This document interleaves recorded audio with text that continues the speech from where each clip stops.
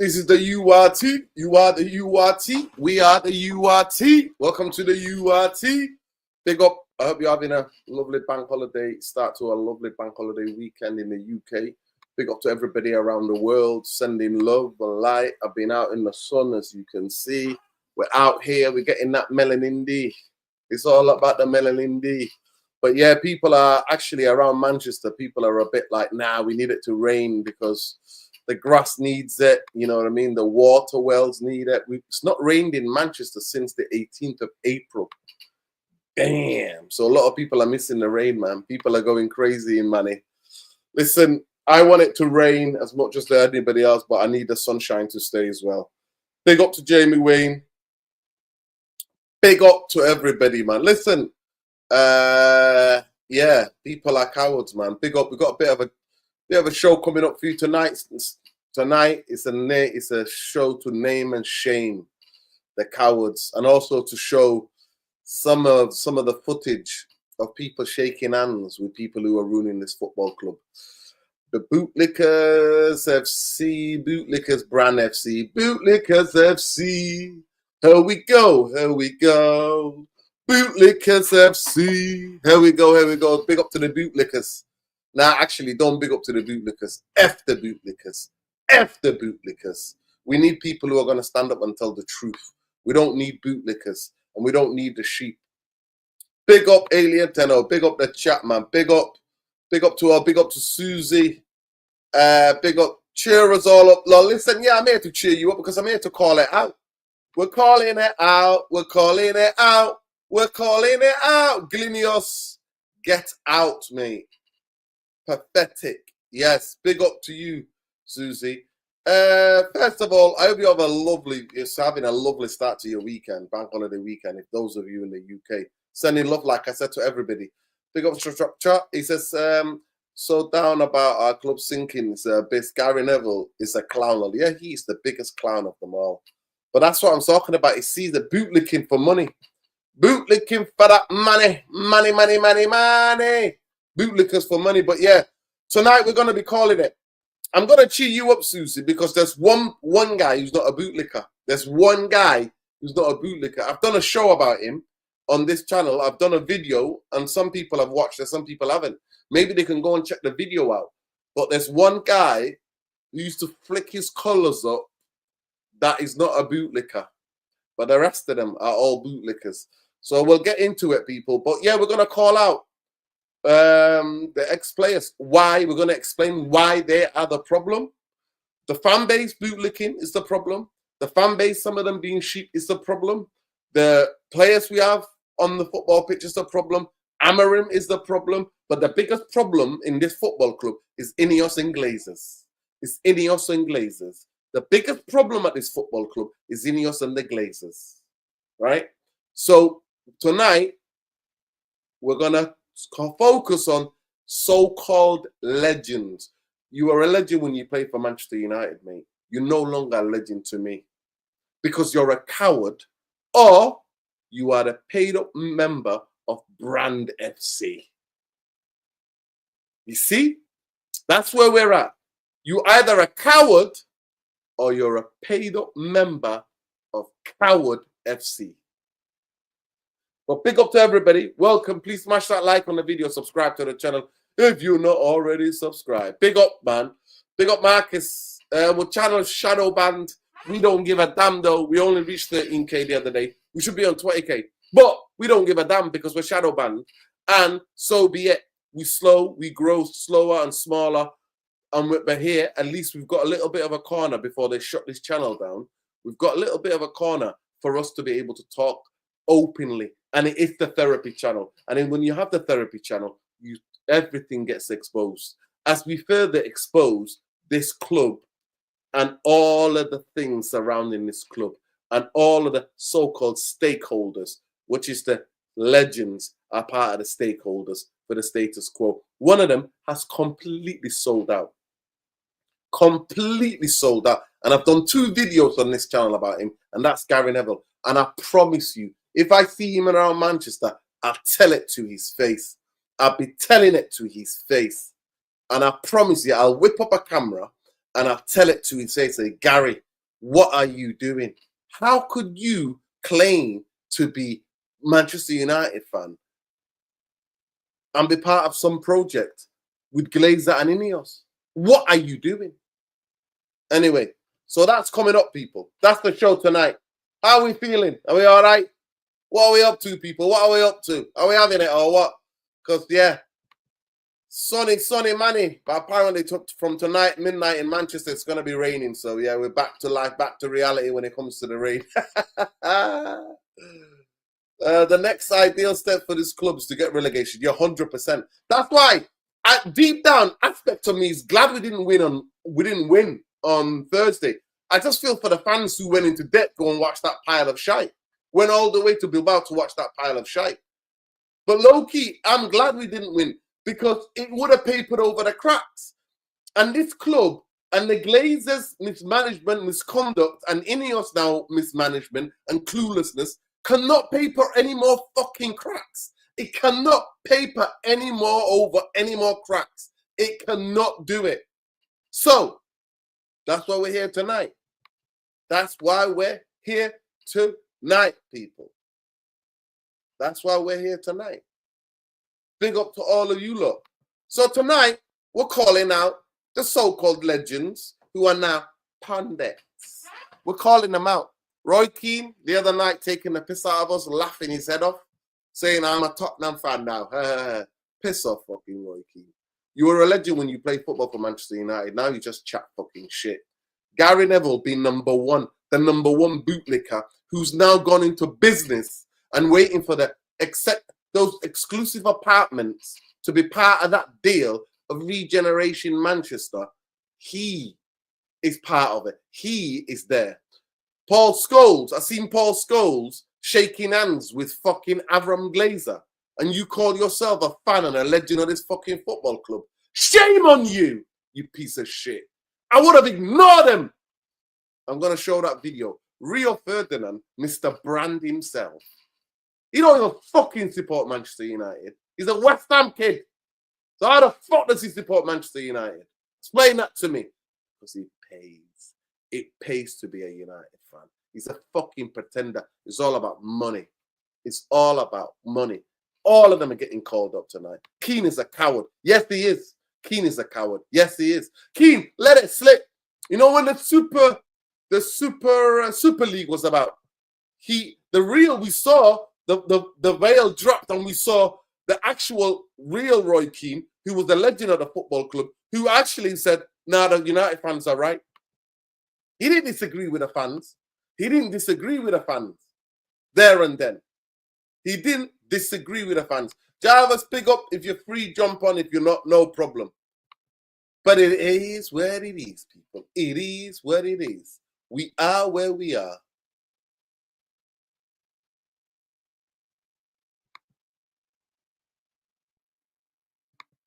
Exactly. How can you shake hands? Let me show you the video. Let me show you the video. And big up to panelists on the channel. Big up to Ben. Ben sent this to me. Share this with me. Big up to Ben. Big up to Ben. Let me just show people this.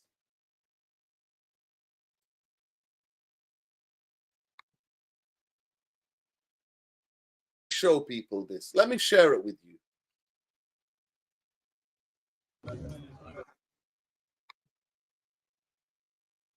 Look here. Look what's going on here.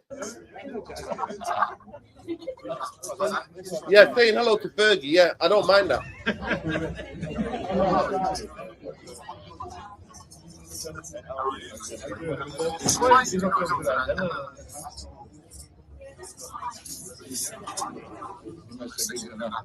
Oh, my Parada. Fuck off, you prick. Fuck off, you prick. Fuck off, you Jim the fucking Blazer rat. Fuck off. Why are you shaking hands with him? Why the fuck are you shaking hands with him? Why are you shaking hands with bootlickers? Why are you shaking hands? Because they're bootlickers. There you go, people. Why are you shaking hands with people who are single-handedly destroying this fucking football club? Why are you laughing and joking with them?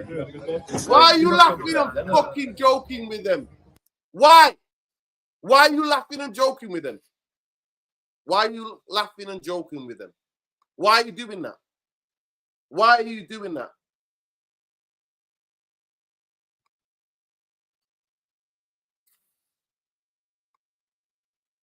Why? Why are they doing it? It's there. You can clearly see it, people. You can clearly see it. It is here. It's there. It's here. Look. Look at it. Look at them shaking hands with these people. Why are you shaking hands? Why? Why are they shaking hands? If you care about the football and do you think I'll ever be shaking hands? I'll shake hands with Fergie and say hello to Fergie and walk the other way, mate.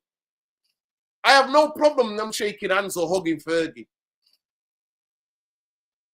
Why is Rio Ferdinand hugging Omar Barada for? Why are you hugging Omar Barada? Look at this here. Dabbing him up. You fucking bootlickers. Because you're all about the brand. You're all about the brand. You don't give a fuck about this football club. You don't hurt as much as we do what they've done to this football club. You were paid by these people. You've always been in bed with these people. You were always been in bed with the Glazers. And there you are, laughing and joking with them. Laughing and joking with them. When I talk about bootlickers, this is the behavior of a fucking bootlicker. This is what I'm talking about. This is what I'm talking about. This is what I'm talking about. People are destroying this. Do you think I will shake hands with them? Do you think I can shake hands with those people?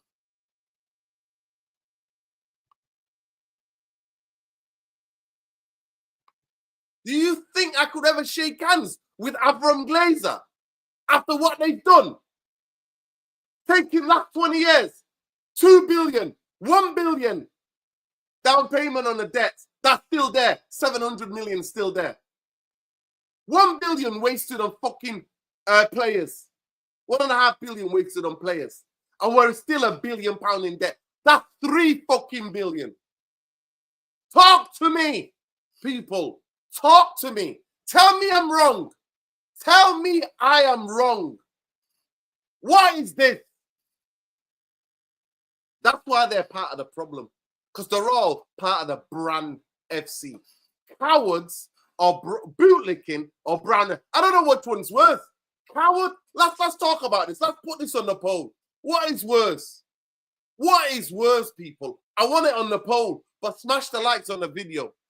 Our target is 100 likes. Let's get to 100 likes ASAP. Let me do this poll. Let me get on the poll. What is worse? What is worse?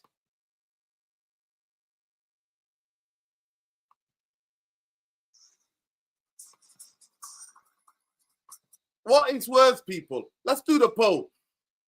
Let's do the poll. Let's do the poll.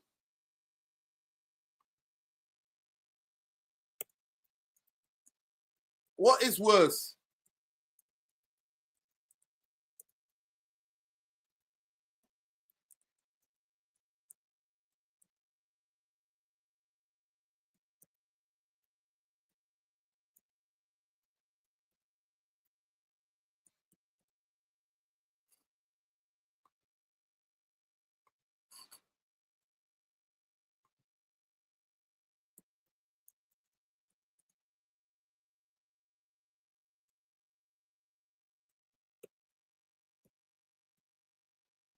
The bootlicking? The cowardly silence?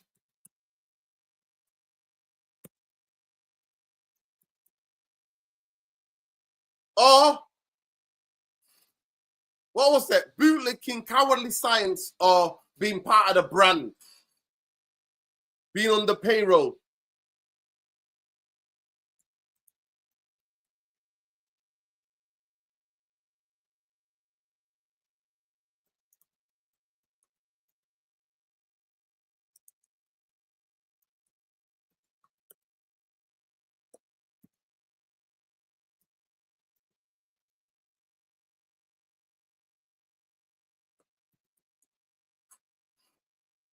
What is worse, people? Talk to me.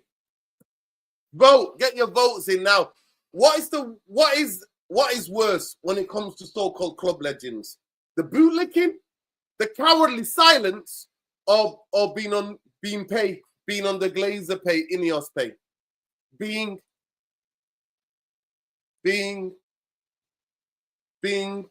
under the pay, on the payroll.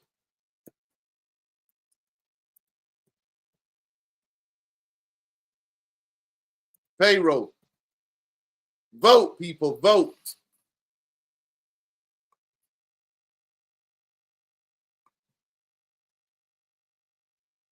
Vote. There you go, people. Let me see. Let me see what you think is worse. There you go. There we go. We put it up. We put it up, people. We have put it up. We have put it up. Big up, Sean. Big up. Big up. Big up, Big up, Big up, bro. Welcome, guys. I hope you're both well. We're talking about so-called club legends tonight. We're talking about people who are cowardly silent about what's happening to this fucking football club. As tonight, we hear the news that even some of the physios and the masseurs are getting sacked. So let me say that again for you all. Reports coming out tonight in Manchester is that United are sacking masseurs, first-team masseurs, and physios. Right? So we're asked a question. So please, you two, please get involved. We're doing a poll. We're looking at our so-called legends, and we're asking the question: what is worse? What is worse when it comes to the so-called legends? The bootlicking, cowardly silence, or being on the payroll? So at the moment, almost 25 people nearly voted. It's 32 bootlicking. Cowardly silence is 30. Out in front is being on the payroll. It's being on the payroll, definitely, because if you're on the payroll, then you've been bought and you're going to get the other two. It's very simple. Yeah. So this is a footage from last night's final. So I mean, I guess before you go, my own 2 cents is a question, I guess. Is there room to disagree with the entire premise? 100%. Yeah, you can disagree, of course. Okay. Of course. So that's why yeah. You're here to defend the indefensible. So it's all good. That's why we have you here. You know what I mean? You're here. Right. You're here. You're here. Any other time you could be part of the P. Diddy defense. You know what I mean? If you weren't on this show, you could have your services could have been used well in that court in New York. You know what I mean? So it's all good. If this was a court of law, I would object because the framing of the question itself, I think, is problematic. So feel free to introduce. No problem, Sean. You just wait your turn, and I'll mute and I'll hear you out. No problem. You're more than welcome. As I wanted to show you guys, so this is from the other night. Let me just show you properly so you can see. I don't know if you can see it, but this is what was happening the other night. So here you see, let me just roll it back. This is Fergie. So Fergie's there. Avram Glazer's there. Jim Glazer's there. Avaram Potato or Barada is here. Here's Rio Ferdinand, so-called club legend. He don't even support Manchester United. He just wants to be part of the brand FC money. Paul Scholes is he's a big Oldham fan and a United fan. Right? His kids, I've met one of his sons. He's a diehard United fan. But here he is shaking hands with the fucking people who are ruling this fucking football club. So that is one there. And then before that, you see Avram Glazer. Now, the question I want to ask you, Bumbaye, is that if you, to me, I say hello to Fergie, 100%. You will not ignore Fergie. But I would turn my back and walk the other way. I will not be talking to those two. What would you say to Alex? What would you say to Alex Ferguson if you No. That's what I'm saying to you. I have no problem with them talking to their old manager, their boss. I have no problem with that, right? I have absolutely no problem with that. But the idea that I'm going to shake hands to the people who are single-handedly responsible for the downfall of Manchester United, the Glazers. Would you say to Alex Ferguson, "Hi, Sir Alex, how's the Rock of Gibraltar doing"? No. Would you say that to him? I would, but I understand that they have a different relationship with him. You understand? I'd be like, what's going on, Fergie? Even though are you going to tell the truth about the Glazers, even though that they've kicked you off, that your 2 million a year is gone. Your 2 million, that 2 million that bought the silence is gone. What would you be doing? But Bombay, that's my first question to you, right? Can you call yourself a club legend and literally shake hands with the people who are single-handedly destroying Manchester United? That's the question. You can answer any way you want to. Like, it's no nothing here. It's not nothing, and every view is welcome. Nice one. I'm here to concede. My framing could be wrong, and I could be wrong, but I'm arguing my case. Big up, Jarvis. How you doing? I'm good. How are you? Yes, For this video, I'm asking the question: as a United legend, somebody who cares and loves the football club, would you ever be seen dead shaking hand with Abraham Glazer and Jim the fucking Rat? No, I would chop my hand off if I did. You know, it will be sacrilegious. You can't shake hands with the rats and the leeches. What about Yeah, if you don't shake? If you don't shake hands, then we have to chop your cock off. Would you do it? That's a yellow card. That's a yellow card. That's a yellow card. No comment. No comment. I'll give him a hug. Listen, yellow card from my So that's the footage I'm saying. I don't know if you saw this footage, but yeah, sorry everybody. I'll stop sharing it now and welcome you all. So Bombay, you go first, Sean, and then Jarvis. Okay, tonight, the so-called ex-legends are on the stand. Because the congregation, the Therapy Army congregation, calls to the front the so-called legends. Tonight, and the question is, what is worse? The question of the poll tonight, Jarvis, is what is worse? Is it the bootlicking, the cowardly silence, or being on the payroll? And at the moment, it's even. The bootlicking is 37, and being on the payroll is 37. And with 26, it's the cowardly silence. So go ahead, Bombay. We'll go to Sean, then Jarvis. Crack on, lads. Crack on. So I'll start with, I watched, I'm going to put it to you as a parable. Hopefully you'll get it, what I'm trying to say. I'm going to give you one quick parable and then one a little bit longer than that. The first one is Zlatan came on, did an interview, and LeBron James was making political statements, good ones, for black people and that. Wasn't wrong what he was saying. And they asked Zlatan, what about you? Why don't you come out or say anything? He says, I'm a sportsman. So in my mind, okay, I respect that, no problem. You don't want to jeopardize your sustenance. But then, very simple, how can I not respect somebody that is in a similar position to you, but is going to say something? And likewise, man, I'm just going to go into the conflict a second. And this is the parable exactly of what's happening in this situation. So in the Lebanon, where I'm originally from, there's people there. Lebanon is a multi-confessional place. There's Christians, Muslims, there's all sorts. The people of Palestine are getting killed.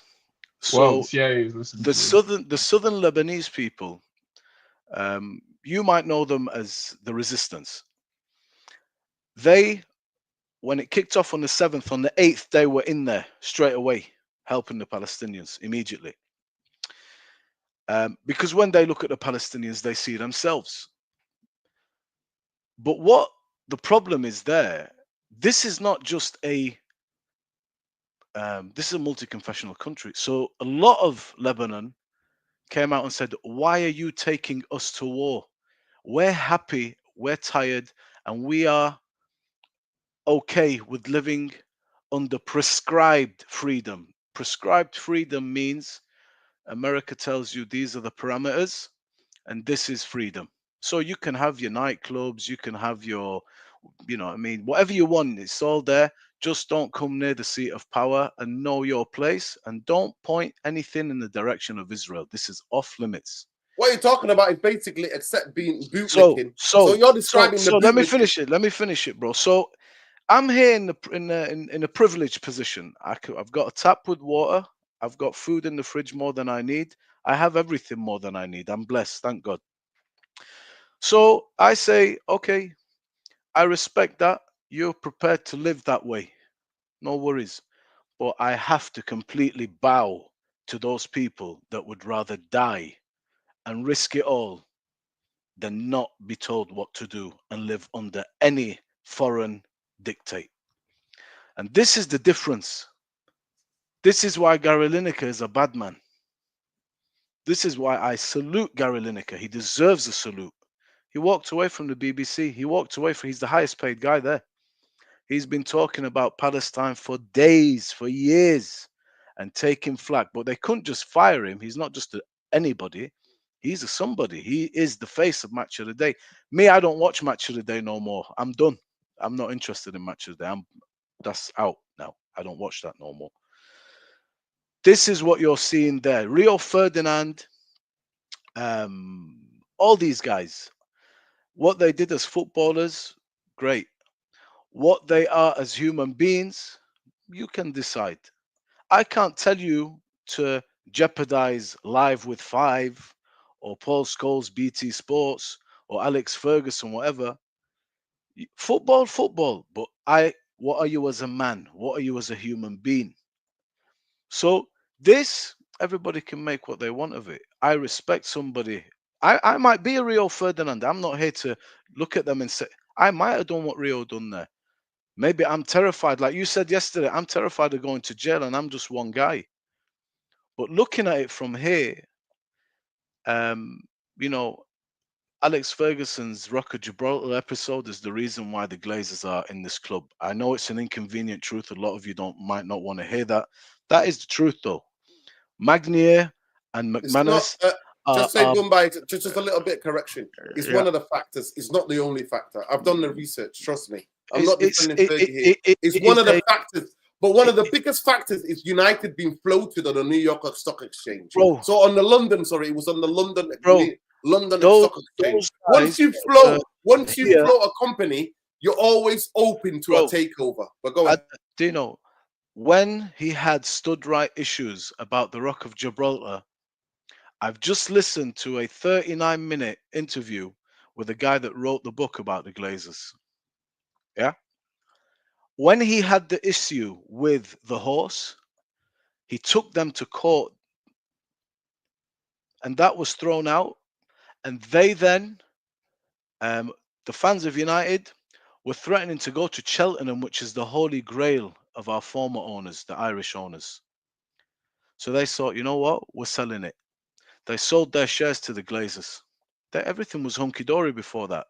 The opportunity came because of the Rock of Gibraltar, which forced them to sell because United fans threatened to go down to, I think it's Cheltenham races, which is the biggest horse thing in the world. That is like where they make their big money.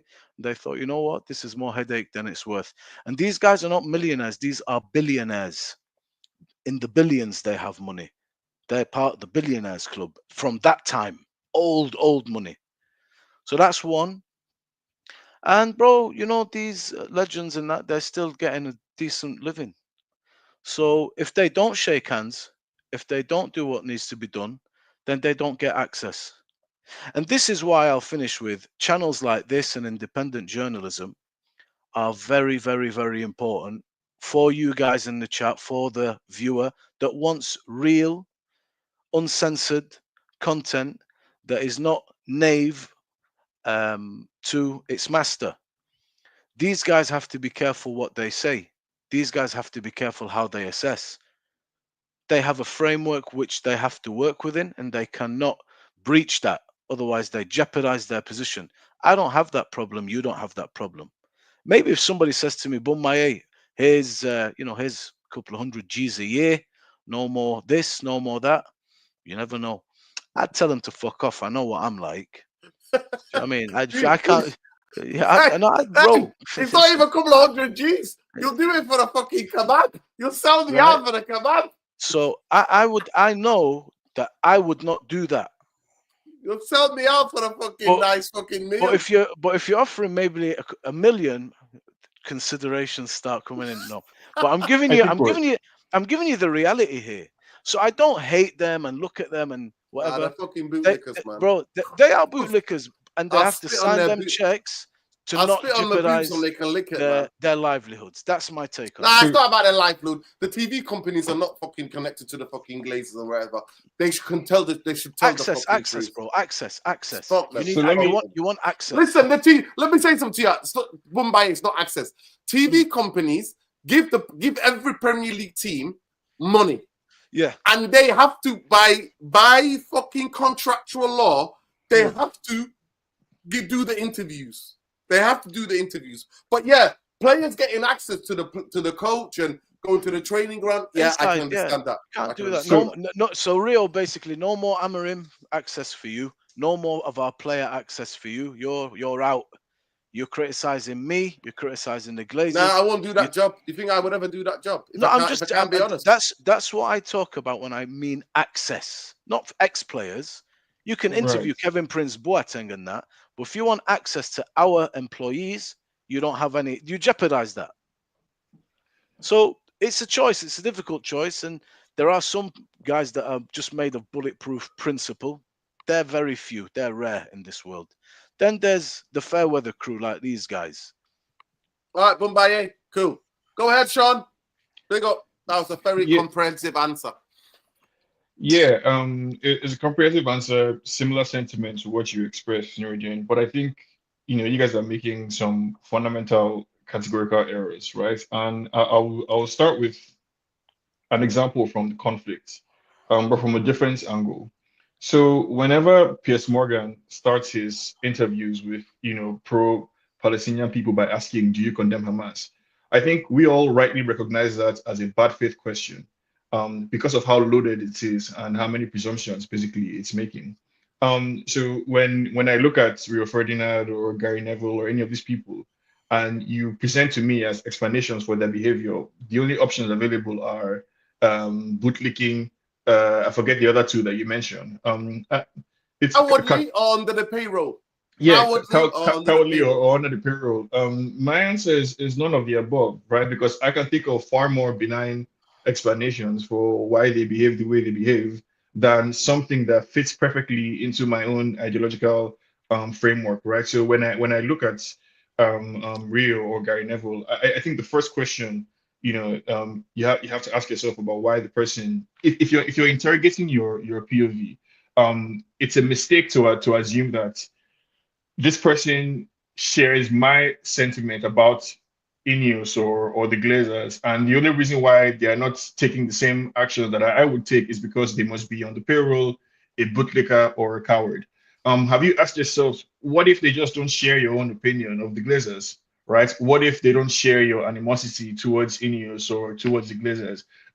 Would that exclude any of these three options that you presented? I think it's more likely, quite more likely that these guys just have a different perspective about. Sean, just to answer that question, I'm not cutting you off. Just to answer that question, both Paul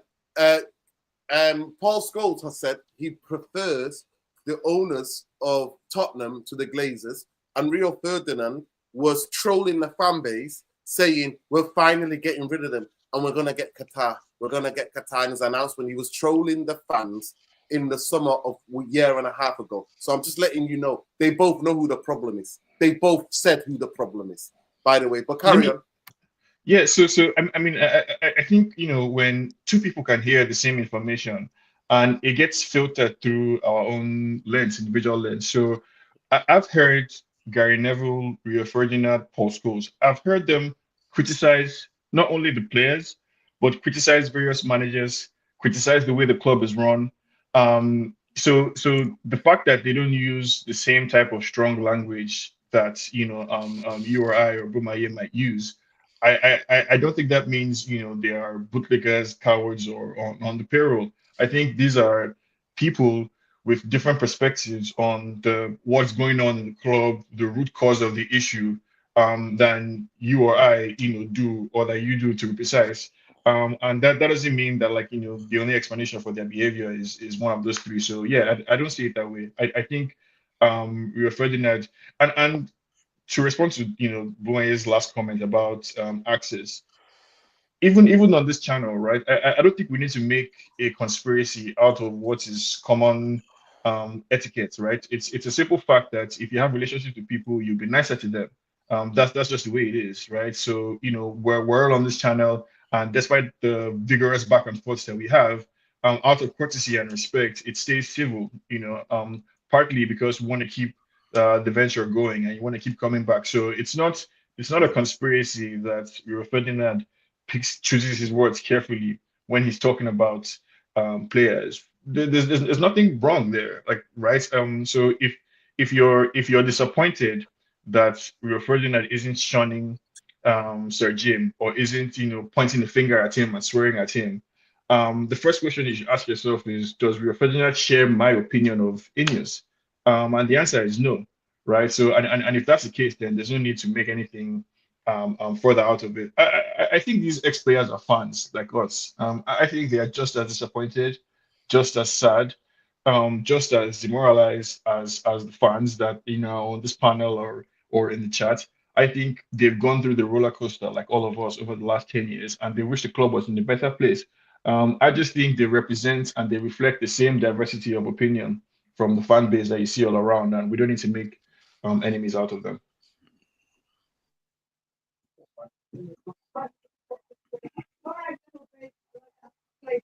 You're muted, man. We'll go to Jarvis and then Alien Tenno. So go ahead, Jarvis. For It's me, Alien Tenno they're here. bootlickers, they're cowards, and some of them are on the payroll. Gary Neville's already under the payroll. And Rio Ferdinand and Paul Scholes are both fucking bootlicking cowards. They're both for me. But Sean has defended him. He has his opinion. I totally disagree with it. Because the people who single-handedly damaging the football club, you call yourself a fan and you're shaking hands with them.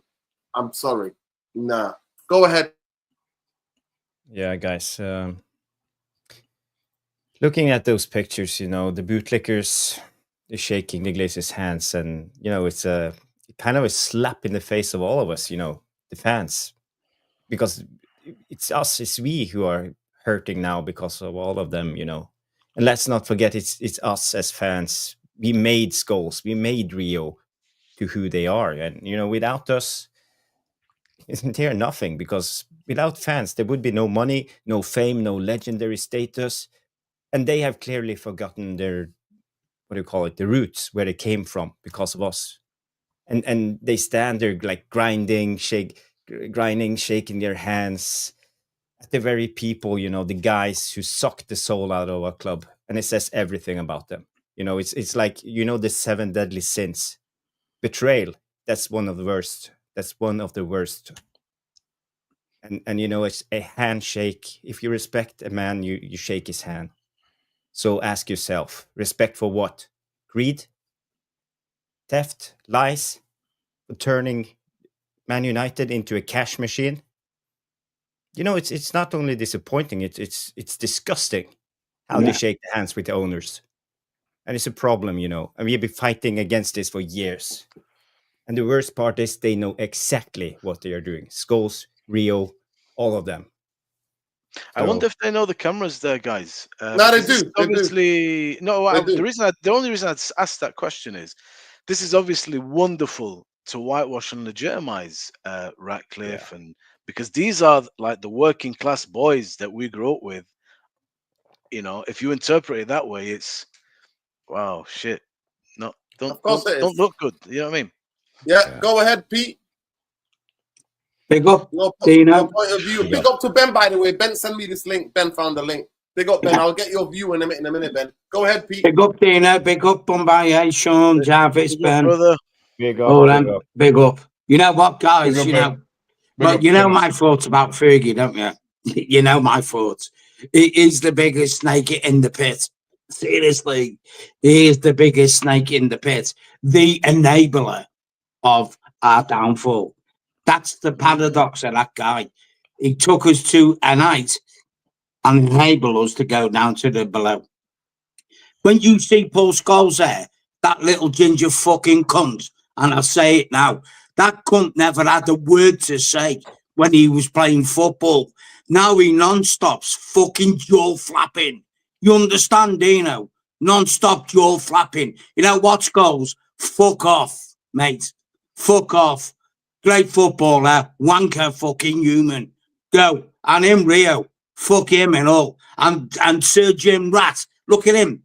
He looks like a fucking bum who's in Piccadilly Gardens on fucking crack. Fuck off. Seriously, fuck off. Mugging us off. We know who we are. We're fucking Man U. We're fucking Man U. Fuck you. Go on, piss off, you little wankers. Mate. They're out of touch. They're out of touch, Pete. They're out of touch. Go ahead, Ben. Go ahead, Ben. Yes. I think Jarvis hit it on the head. We made these people to the superstars they are. Without Manchester United fans and the support and the money Manchester United have spent as a fan base throughout the years, buying merch, doing everything, putting them on these status, and then look at them. So the people that single-handedly destroy this football club, they're shaking hands with Glazer Jim and fucking Avram Glazer. Go ahead, Ben. Obviously, you found this. You found this clip.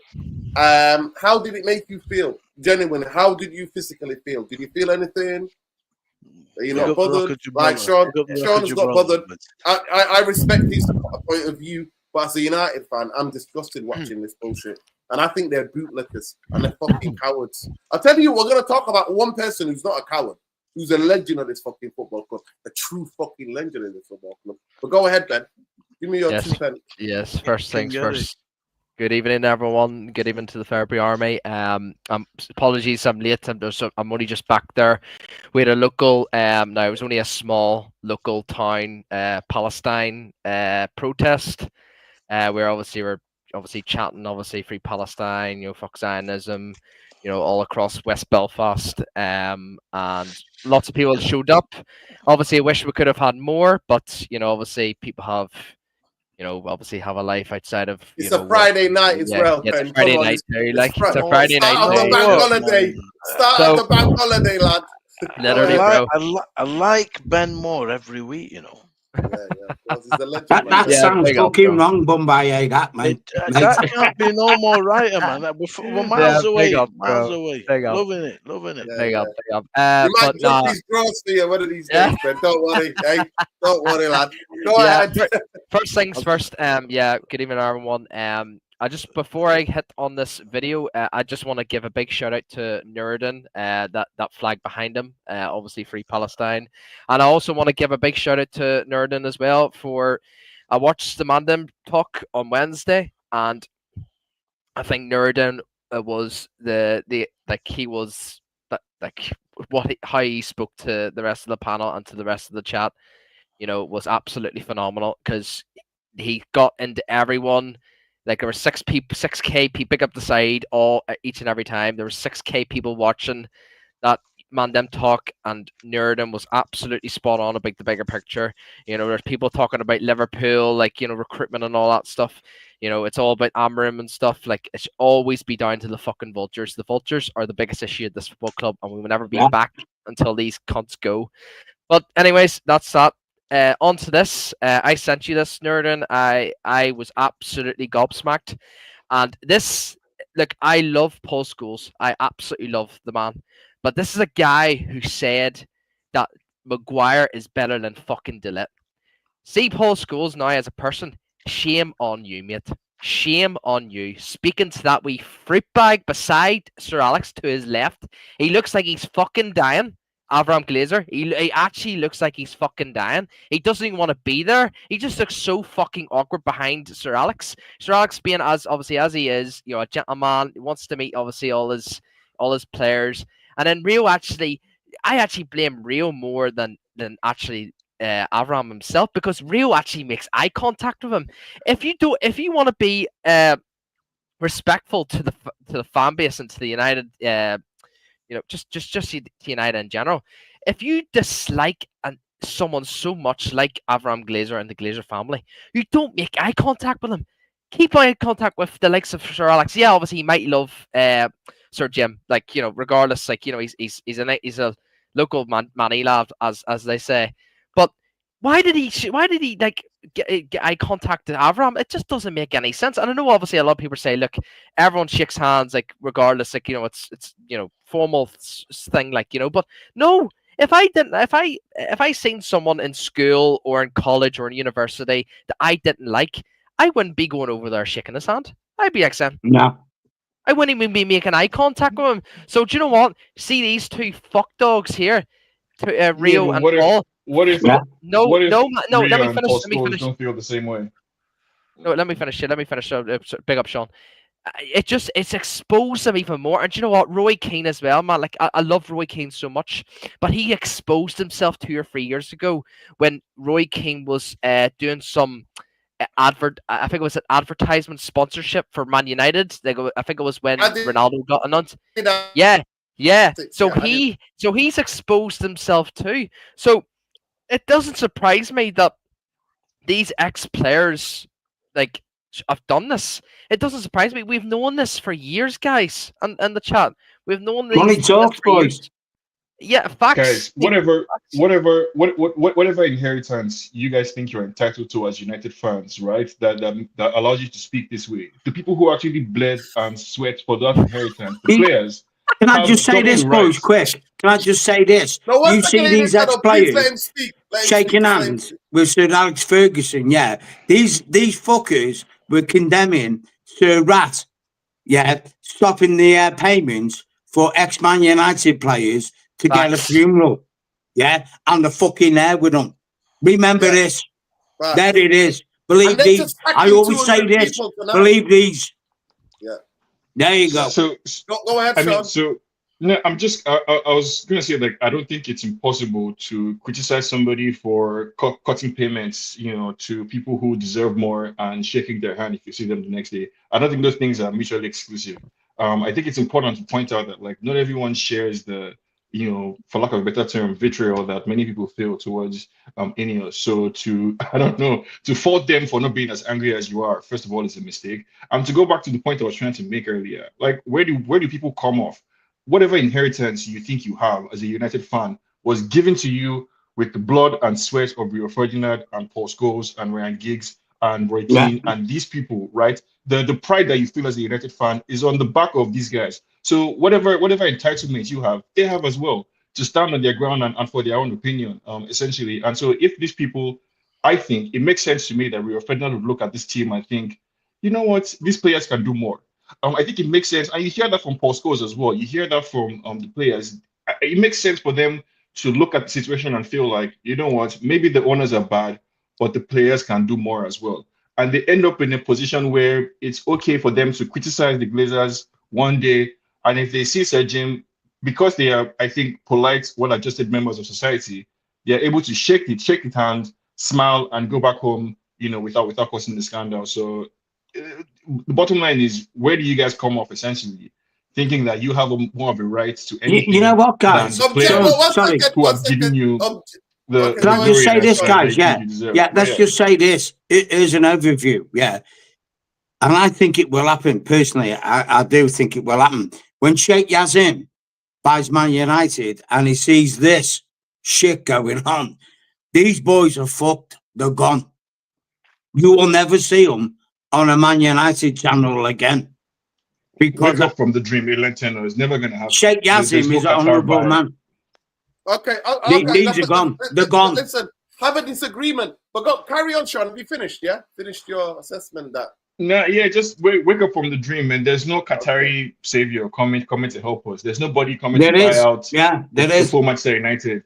What people need to understand, right? What people need to understand is that Manchester United PLC is a publicly traded business that has commercial considerations. The sooner people factor that into their analysis, right? The calmer and I think better adjusted we can be about in our reactions to things. I think this is a massive overreaction. To like it's the traitors. We're all frustrated. We're all frustrated. We're all upset. But I don't think it's fair to think that these guys, Rio and Paul Scholes and Gary Neville, are not as upset as we are as fans. I'm upset too. All United fans are upset. People just have different ways of processing their emotions, essentially, and it shouldn't be a discredit to them if they don't react with the same level of anger as you do. But yeah. Look, CB Dino summed it for you just there, right there. The dough, bro, the money. That's it. Yeah. All goes back to the dough. Facts. Yeah. Listen, Gary Neville was the only player who was on a main platform in the UK, which is Sky Television, right? I don't know if you have that in the US, Sean, but Sky Television calling the Glazers out weekly. And for a couple of years, he stopped and he was calling it out as he was. Soon as Jim the Rat comes, Jim Glazer Rat, he's become part of that regeneration area, mute, and he's doing some fucking interviews with him, and he's not saying anything about what's being done to the fucking football club. Now, Paul Scholes is a big hypocrite, and if I see him, I'll tell it to his face. Rio was in a car, I was cycling, and I said to him to wind down the window. He just started waving to me. He didn't wind down the window because I would have told him who the fuck he is, right? But that's a different thing, because I'm not just saying it on YouTube, 100%. But if you don't know me, ask Bombaye. I will tell it to their faces who the fuck they are. Do you think I give a fuck about their status? You sold your roots out. These, like Bombaye said, these are from working class backgrounds, and Ineos have sacked almost 400 people. And still sacking people, right? Still sacking people, right? Today announcement, physios, masseurs. And I want to take that question quickly to Bombaye. Bombaye, no other football club in world football, in terms of the status of Manchester United, has ever made cuts and got back and been successful again. So talk to me. Well, if we just go rewind a little bit, Ed Woodward came onto my radar anyway. By the way, can I just congratulate Scott McTominay, your boy? You want to go around with that? He's one and your boy Antonio Conte is one of Take it away, I'm in cloud nine. I'm telling you, I'm so buzzing for the guys. I swear. The amount of revisionist history with Scott McTominay is amazing to see. Amazing. Not from me. Why is it, boys, when players leave Man United, they become great footballers again? Whoa, I wonder why. Bro. Because United fans are toxic and are terrible at assessing the quality of our players or the actual Sean, forget about Man United fans being toxic. One, Man United fans don't pick the team, and two, Man United fans don't kick the ball around the pitch. So forget that nonsense. Just forget it. And create narratives about players in the club. These narratives haunt the players and affect them both on the pitch and off the pitch. One such player that had a terrible narrative about him was Scott McTominay, and I'm glad. I love it for him. I'm so happy that he's in the club, thriving, right, away from just traumatized United fans, basically, who can no longer blame the failures of the club on him. So I'm glad he's happy. And I don't appreciate the revisionist history of Scott McTominay as if he wasn't an example of the failures of the Glazers. People were pointing to Scott McTominay. Scott McTominay starting in the midfield was used constantly on this channel and in others as an example of all the ways in which the Glazers have failed. It's now that same Scott McTominay I'm supposed to look at and listen to people praising as a great player. I'm sorry. No. Listen, Scott McTominay. Scott McTominay. Let me just finish this. Everybody knew the way the club treated and the positions they put him that he could not play, and they kept him there for year after year. That's the club's problem. That's not our problem. Scott McTominay could not fucking scan to save his fucking life or your life, Sean, and you're waffling right now. Scott McTominay was a goal scoring number 10. And the Premier League, that position and the team that Manchester United had, it's not sustainable. We had Bruno Fernandes, not Scott McTominay, to play in that number 10 position. Nah, bro. That is up to the fucking football club. Let me just up to the football club. Let me just add. First things first, big up to Scott. Anyways, I personally didn't really like Scott like when he was on the ball. Obviously, I liked his mentality and obviously his passion for the badge. I can't fault him for that. But you know, we have to think about this panel. Like, you know, the only reason why, well, one of the big reasons why he's actually shining over in Serie A is, you know, you have to think about it. You get so much time on the ball in the Serie A than you do in the Premier League. You don't get any time on the ball in the Premier League, and this is why Scott and other players, some, you know, obviously ex-United players who actually thrive in the Serie A, because you get so much time in the ball and they get such a slow league. And obviously Scott, I'll actually play into Scott's hand because we knew Scott wasn't really good in the ball in the Premier League. You know, there was times where he was sloppy on the ball, like, you know, it was nervous, like he was shaky. But I don't know, man. Like like at the end of the day, regardless, it's good for us. It's still good for us. You know, You know what, Ben? It's facts. It's facts. And this is why Ruben Amorim is epically failing in the Premiership, because he's got more time in the Portuguese league than the Premier League. Yeah. Here's a fact for you. He's the first Man United manager ever never to win back-to-back Premier League games or Division 1 games. And people still want this fucking geezer in. Walk away from the club. If you want him in, walk the fucking way now. Jarvis, can you check your phone, please? This geezer is yeah. That's okay. That's okay. I saw it. I have to say, right, people, listen. I've got to go. Right, I've got to go. Unfortunately, I don't book myself, so I've got to go. Jarvis, big up, bro. Big up, bro. Doing the rest of the show. Dino. So big up. Nero. But yeah, I'll be watching the next half. Nuruddin's doing a Rio Ferdinand. He's bailing on his own bloody show. He is. He's going somewhere else. That's what he's doing. He's going to fucking shake Joe Blaze's hand, isn't he? Oh, sorry. Go ahead. No, I was just gonna say, can you? I've sent you images of the protest today. Obviously we're us at Belfast. Obviously we could show it in the next show, anyways. But big up, anyways. He's got to go, man. He's got. Dino, don't open that file. What Ben sent you? He sent you the images. You could get a fucking arrested for that. Exactly. Hey, they're locking up kneecap. They're coming for me already, mate. They're coming for me.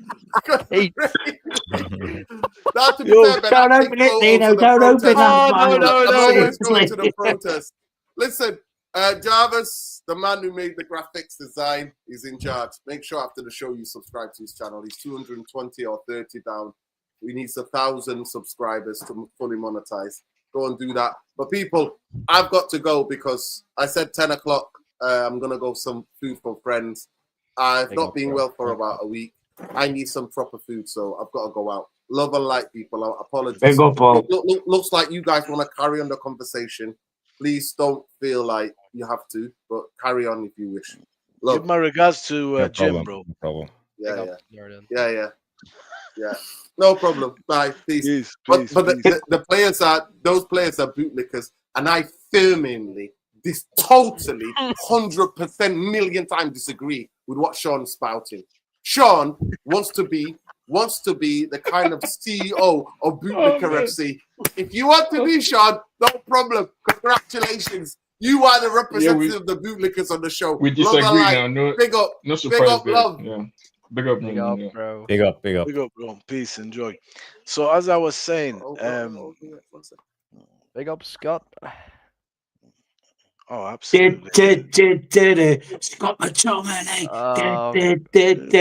Scott McTominay. Listen, Scott McTominay, man, to me, it was a mistake to sell. I've always thought it was a very good player. But I ain't going to go there. He did get his run-of-the-mill treatment, though. You know what I mean? Whether he's playing or not, we have these episodes where we just kill one particular player. Ashley Cole got it. Tom Cleverley got it, Fellaini got it, McTominay got it, Fred got it, now Bruno's getting it. So they just get licked for, when they should take the bullets and when they shouldn't. And I think that is a Man United problem, Yeah. And sometimes other clubs have this issue as well. But anyway, Dino was asking the question, man. if you go back to Ed Woodward, I was listening to a chat today. His job was to make money for this club. And he did, unbelievable amount of money. We were in another stratosphere. He did his job, but then he got asked to get involved into the football, and that's when we started to capitulate. The moral of the story is, man, the club generates vast amounts of money, but unfortunately, the club is part of a larger portfolio of holdings by the owners, and our issue is that the football has been of secondary concern. There's so much money rolling in that they were just simply saying, look, just here's the money, go and do what you need to do. You know what I mean? Don't bother us too much. We've got bigger stuff to do. But money alone is not gonna do it. You have to be awake to what is it that you want from this team? What's the vision going forward? The thing is, and I think, Ben, Jarvis, Sean, and you and myself will say this now. in the last 10 years, we bought players to sell shirts, not to enhance our team on a football level. I think there Which is what you're alluding to, is you're doing it from a business level. Okay, that can only take you so far in the journey. Then eventually you have to really do start winning things. Pete, I'm not naive enough to think that an owner of a business is going to jeopardize the business, but the ratio between actual football and business is way off. It needs realignment. It is. Do you know what I mean? You've got to make that team on there, because if we're successful on the pitch, man, it will only increase the revenue. It will only increase the value of having you. You know what, Bombay? Right, I sent a video to Jarvis and Dino and a few other people after we lost the final to Spurs, yeah? And basically a little segment in it was Roman Abramovich, who was the Chelsea, CEO, yeah, he clapped managers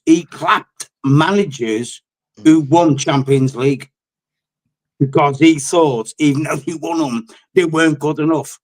That is a major difference to what we have now. This is if you want to be the echelon, the elite in the world football, you have to be ruthless. You cannot have any preferences or any heartaches. You have to clap people. If you're not doing it, you're gone. That's it. When you listen to Peter Kenyon talk about Roman Abramovich, he speaks very fondly of him as an employer, and he says he knows whatever you want about football. He loves the game. Yeah. And he had the money, and it was a bubble in his finger, and he wanted to make them great. And he did. That was his main thing. And the value of that club, man, just exponentially went through the roof. But the problem here, man, the football has been very secondary, and you can easily identify that because, we're not getting joke managers here and bullshit players. We're getting a lot of, we've had Mourinho, we've had Van Gaal. Ten Hag came on merit. He didn't just pluck him out of thin air. This guy was on a course to do his third Portuguese league, and we brought him here. But man, you need that structure that we've been crying out for. You need a proper plan, people around that understand the game, the different facets of the game, to all do their jobs to culminate, to make us a great team. It just doesn't add up when you've spent the most. You've brought in some of the top managers, top players, and we're 16th, man, or 17th maybe, and we win shit, and we're the worst. And to be clear, to be clear, part of the reason why I disagree with the general sentiment about Ineos and the Glazers is that I hold the managers that we've had. I think that they failed in their own ways individually, and they have things that they were responsible for as well as the players. And I think people like Scholes and Ferdinand and Gary Neville believe that the players are to a larger extent the problem. More than the ownership, even though they would definitely admit that the ownership is a problem too. So I want us to leave room for people to have a different diagnosis, essentially, of the root causes of the problems at United, without accusing them of being bootlickers or what, Sean, though, you could counteract this. Yeah, you can counteract this. You can look at any club, doesn't matter whether it's Premiership, whatever league you're in. Yeah. When you sack a manager, you get a new manager in, you get a bounce. I think we would all agree with that, wouldn't we? You get a manager bounce. We just haven't had it with Amarin. So can I respond? So somewhere along the line, something fundamentally is not working with this geezer, is it? No, it's just not working. Whether he mentally cannot grasp the physics of Premier League football to European football, people keep saying to me, get Victor Gyökeres in. Yeah, Victor Gyökeres was mid, and I'm telling you, was mid at Coventry. He went AWOL in the playoff final for Coventry against Luton, and people say get him for £60 million. Get the fuck out of here, this shit. What's wrong with you people? You're supposed to know football. Go and research it. Go research it, seriously. The guy's mid. everyone on this panel, everyone I've ever heard speak about football on YouTube is an expert in their own rights with their own list of players that they think I'm not will an make a expert, difference. So Sean. I don't I'm doubt. just believing my No, no, eyes. I'm just believing no, I my don't eyes. doubt What I that. see I and don't what I doubt say. it. What I say. These are the facts. It's not me. These are the facts. No, Yeah, go I don't doubt research that him. you have Go research that you him. feel He had strongly one shot about on Gyökeres. goal in the Championship playoff against Luton, and you won him. Even though he was unbeaten. Look, Amarin was unbeaten in the Portuguese league. He's been What are we shit talking out of about? in the Premiership, and you want a striker. Yeah, you think he's going to bang in 30 goals in the Premier League? Pete, let's How do stay we on. get to Not going to happen. Listen, let's stay on topic a second. One thing that I want you to consider, yeah, is this. Everyone consider this. The vast influx of revenue generated from commercial activity into the club was given for players.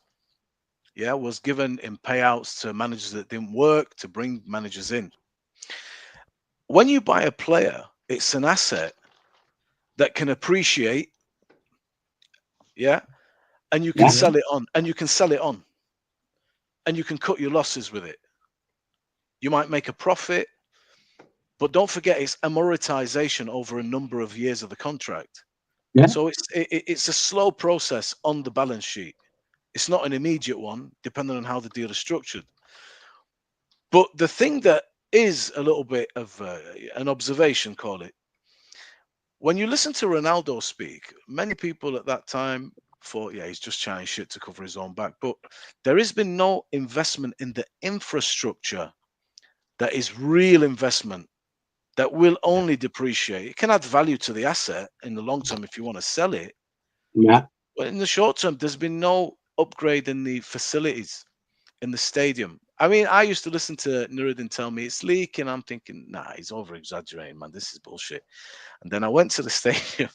It is, you know, I mean, it is got some problems, the stadium, and it is. So if the point is that like the kind of people who would who would manage the infrastructure in that way cannot be expected to competently manage transfers or anything like that, I agree. Like I agree that the incompetence shows up in many different ways and in many different aspects of the club. All I'm simply saying, just there to bring us back to the point of you know, Ferdinand and Gary Neville and Paul Scholes and whether they're bootlickers or whatever. All I'm simply saying is that I think they see the situation, they diagnose the situation differently than the fans on, you know, Real Football Therapy do. Sean, I think you articulated it very well, your position on it, and I don't scoff at your position because everyone has their own viewpoint. If the way I put it is man, there's a lot at stake here. Whether they might be being civil, being, you know, good manners, whatever, you can read it like that. There's many ways to read it. They might harbor that sentiment inside that you guys are killing this club, but we're guests of yours at the bloody stadium. You know, I mean, what we're going to do? Blank you, not shake your hand. I get that sort of thing. And if somebody doesn't want to jeopardize their sustenance, Sean, sustenance is a massive thing, man. Everybody has their limits. In spite of the desire for change, what they're prepared to sacrifice. I can't tell you what to sacrifice or Rio or whatever. I can assess the situation, though, from a principal point of view. That has its credence here too. Do you know what I mean? There are guys, like I say, they do jeopardize their position. Look at Muhammad Ali. I think you understand what I'm trying to say? Like I understand what you're saying, and my response would be to bring in politics into the situation, right? I think fundamentally it represents an ideological point of view. Do you want to be right in the argument, or do you want to achieve something? Do you want to actually get to a result? Because if you want to prove that you are the most righteous, most aggrieved United fan, I think there's a way to go down that path. But if you want to, it's not people proving they're righteous, Sean.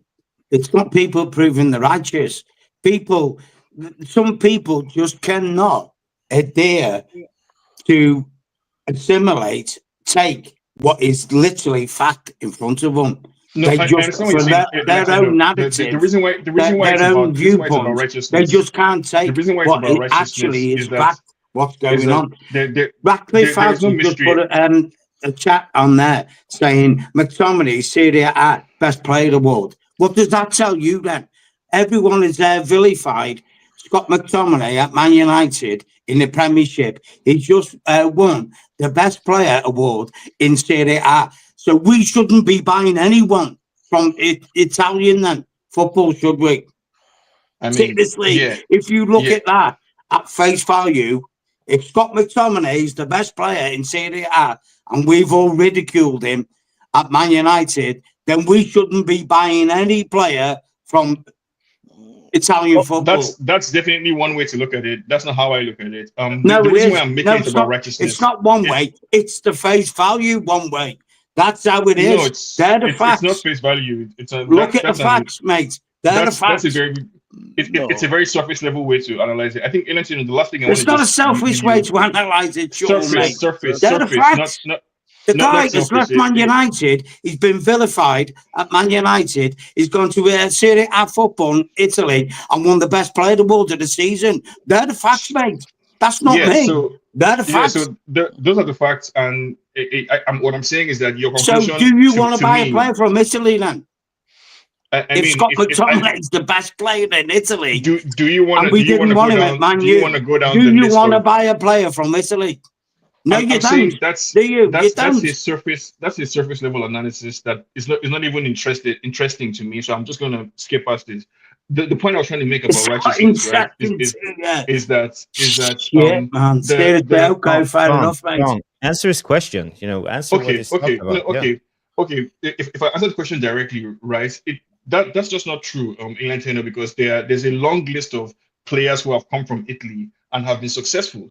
I think even in this season, there are players who came from Italy and were successful. So it's not 1 + 1 = 2, right? Because if you can draw one conclusion and say, therefore, that means you shouldn't buy players from Italy. Another conclusion you can draw is that, therefore, that means there's something wrong at United. Both of those can be true at the same time. Both of those can be true at the same time, and those are in conflict with the, I think, surface level answer that we ended up with, in your analysis. So I'm saying, think about it like, a little more. There are a lot of players who have come and thrived in the Premier League, and there are players who have failed in the Premier League for various reasons, right? There are many different factors that contribute to why an individual player might be successful versus another player. It's not as simple to say Scott McTominay didn't do well at United, he's doing well in Italy, therefore you shouldn't buy anybody from Italy. I'll give you some more facts now, Sean. Right? Yeah, I'll give you some more facts now. We're about to pay £62.5 million for a Brazilian player, and Brazilian players are notoriously shit at Man United. Go look it up. Look it up. That's not me saying it. They're the facts. Go look it up. No, but £62.5 million for the fucking Brazilian who will probably epically fail at this club. So is that enough for you to just say Brazilians don't do well at United, or do you think it's worth asking? No, it's not me saying it. It's facts. I'm asking. Okay, it's a fact. It's a fact. Do you think it's worth digging deeper into why Brazilians don't do well at United, or are you saying that it's a rule that therefore no Brazilian will ever succeed at United? Because we don't play the type of football Brazilians want to play. Maybe that's a factor. So do all Brazilians play the same type of football? No, not all Brazilian players are crap. Yeah. Of course they're not. But the point is, they're crap at Man United because we've had crap managers. We've got a crap fucking system of style of play, and they epically fail. No, this is not me saying it. You go look at it. Go at United. It's there to be for 30 years. Even under Fergie, that narrative existed that Brazilians or South Americans in general did not thrive at United, even under Fergie. So would you say Fergie was a crap manager? No, I'm saying let's avoid drawing what I think are overly simplistic conclusions. Let me deep this. We're going to pay £62 million for the player from Wolverhampton Wanderers, who were basically near relegation. Yeah, we just sold the player for peanuts. Scott McTominay, who's got the best player award in Italian football. Fuck me, man. Seriously. Pete, let me tell you this. In answer to you, right? It's subjective. Somebody can say, don't buy Italian players anymore, and that league is shit because Scott McTominay is one player of the season there. And that is that to say don't sign Italian players, they're no good here. Is that's what you're saying? Look, you've got a few Italians that are playing here. You've got lots of Italians that were amazing here before. At the moment, if you look at one of the guys, Destiny Udogi's from Italy, he's Italian. You got Sandro Tonali's Italian. Jorginho at Chelsea, he's Italian. They won the Euros as well. So Italians do well here. I'm not telling you it's like a lock. Inter Milan have been. We also had Tahibi Bombay. Remember him?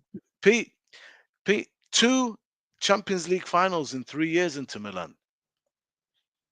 So you have to, you know what I mean? I know Scott McTominay, lots of people said what they said, whatever, but this has been a tremendous. Okay, to go there and do okay is one thing. To get player of the season unanimously, you need to ask yourself what went wrong here. Exactly. That's what I'm saying, Bombay. Exactly. So Pete, when people were saying this guy's not a bad player at all. He's quite a good player. He's a well-rounded player, and everyone's like, "Nah, he's shit, man." But you're saying because he went to Italy and he won the league and he won the player of the season, it's not him. It's the league is shit. That's one way to analyze it. But I'm telling you, we have Italian players here that are playing very, very well. One of them just beat us, and it's been very important to Tottenham. Left fullback. I mean, the midfielder was looking for Ederson. So there's Ederson, different ways to skin a cat here, Pete. Well, I tell you what, Bombay, yeah, Jarvis, Ben, and Sean, yeah, and I'll tell you this categorically now. Within the last 4 years, Matt Fred was our best midfield pairing. Prove me wrong. Seriously, prove me wrong. Matt Fred was our best midfield pairing in recent years. I feel like I just went back in time. I feel like I just entered the time machine and went back 3 years to arguing about Ole and McFred. I can't believe what I said. Listen, let's get back to the Glazers, and this is what the show's about. Jarvis, what's next? What do you think? Well, I have a couple of things we can talk about if you need any topics. We have heard rumors tonight about Bruno and Al Hilal. So let me just bring it up, and we can talk a little bit about what drive you him guys there. think about this. Get the fuck out of there, like. Drive him there. This came out today. Seriously, drive him there. Pete, you bugger, we're going to have no squad left. Please, that's my reaction. That is my reaction.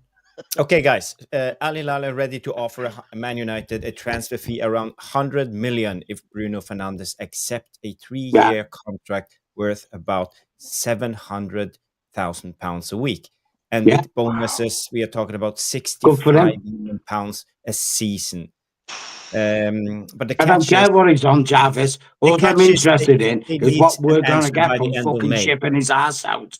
That's all I'm interested in.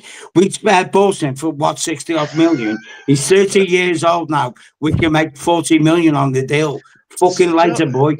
Gone. Jarvis, are we getting 100 million for him? Well, there was a rumor. The thing is, we are. Guys, there's more. This came out, just read. More updates about the Bruno Fernandes deal to Al Hilal. The Portuguese midfielder now awaits for an improved offer. He wants more. That's what his representatives communicate to the Saudi club this week. And Bruno Fernandes is open to join Al Hilal before the Club World Cup. And the gap between the current bid and Fernandes' expectations is not that big. Away an extra 15 million, maybe. Maybe something extra. So, are we going to sell Bruno? 30 years old. We have maybe 2 seasons left, and then we will get nothing. We've got to, though. Like, we're in PSR issues. I actually do think, obviously a lot of people have their thoughts on Bruno. Like, he's our best player and stuff. But, he will help us, like, for years down the line. Like, it'll obviously free up so much money. Like, and on top of that, we've got Rashford to sell.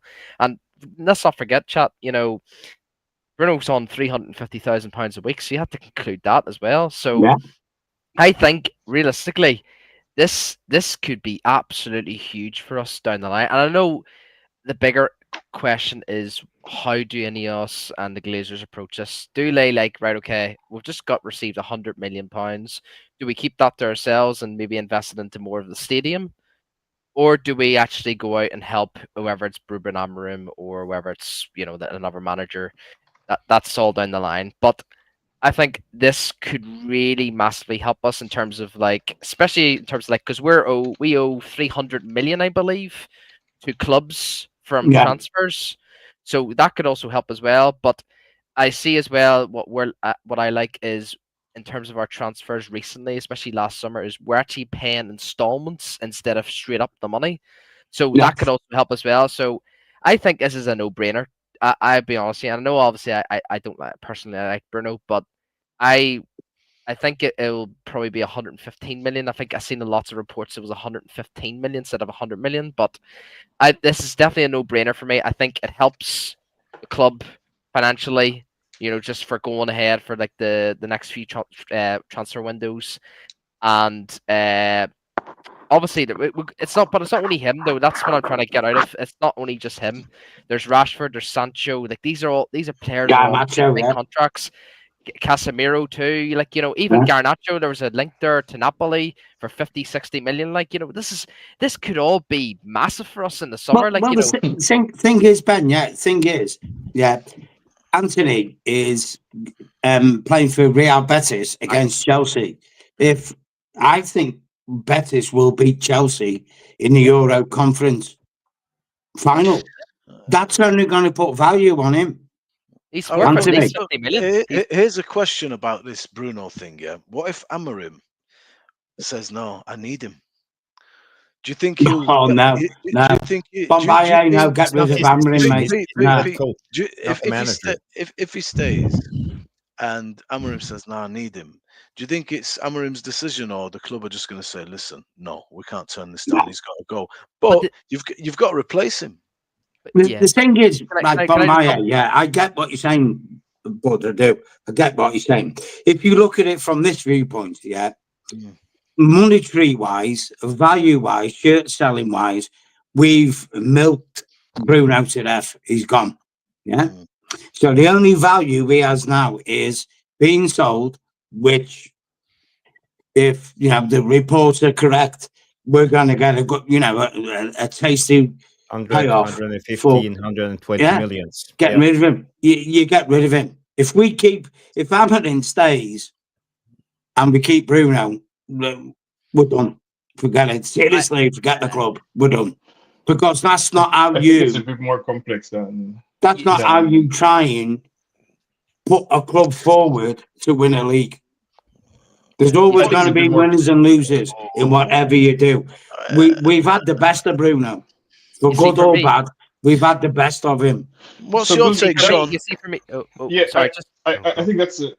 Oh, sorry, go ahead, Ben. Yeah, go ahead. Yeah, just very quickly, Bombay, your question was what happens if Ruben keeps Bruno for next season? But Eric Ten Hag loved McTominay so much, he absolutely loved it. He spoke about him so much, and over the summer, everyone thought, right, no, he's never going to sell McTominay because that's his boy. And now McTominay's left the club. I think this is a similar situation to Bruno, because the club sold McTominay, not Ten Hag. No. But that's what I'm saying. I think with Ruben, I think it's not all down to Ruben. I genuinely think it's all down to the club. The club be like, right, Ruben, look, we're in a financial crisis right now with PSR. We have to sell Bruno to actually help you find those targets, get you. Sign some, players, even get rid of Casemiro and all that stuff. But I generally do think it would be a club decision more than a Ruben Amorim decision. Just a caveat before Sean comes in, what you're saying, Ben. That's not an unusual thing that happens at clubs anyway. So it's not something that I'm gonna, eat the club, chew them out over it. If he said, "Listen, I need this player, he's important to me, gonna build the team around him," and they say, "Listen, mate, 100 million."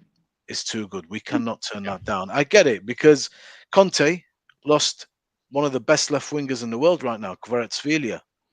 He was going nuts. They tried to get Garnacho to fill the stead, but he still got him over the line without him. I'll just say this, guys, quick. Pep Guardiola built Man City recently around Rodri. The guy got injured. Guys, They epically fell apart. There you go. I Don't think put all your I eggs think in the same basket. That's it. all the That's arguments we've heard from Elian Tenor and from Ben, and in favor of selling Bruno are valid, but I don't think it's really up to the club. I think it's up to Bruno. Bruno has 2 years left on his contract, and I believe that if Bruno comes out tomorrow and says he wants to leave Manchester United, there's going to be at least 10 clubs in Europe, in England, in Spain, in Italy that will be vying for his signature. So it will come down get to the rid of him. contract. I don't think Bruno is going to be spoiled for choice in terms of places to go, to play and to still play competitive football, right? Not fighting for scraps in 17th place. I think if Bruno says he wants to leave, there are lots of clubs that will offer him the chance Yeah. to play very competitive football.